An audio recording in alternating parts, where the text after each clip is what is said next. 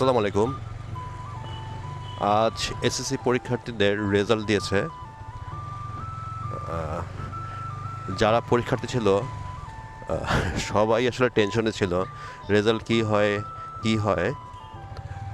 যখন আমরা ছোট ছিলাম তো তখনও সেম ফিল্ডটাই আসলে কাজ করতো বা সেম ফিল্ডটাই কাজ করছে রেজাল্টের ব্যাপারে। আমার মনে হয় এটা আসলে কখনোই কারো বেলায় ব্যতিক্রম নয়, সবারই টেনশন কাজ করে, এটাই স্বাভাবিক।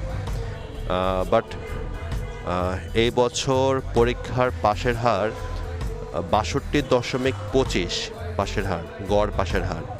আর শুধুমাত্র ঢাকা বোর্ডে পাশের হার সবচেয়ে বেশি, 71.60। সবার জন্য অনেক অনেক শুভকামনা রইল, যেন ভবিষ্যৎ আরও বেশি সুন্দর হয়, আরও বেশি উজ্জ্বল হয়। আর যেসব পরীক্ষার্থী উত্তীর্ণ হয় নাই, এটা মনে হয় প্রায় 7 লাখ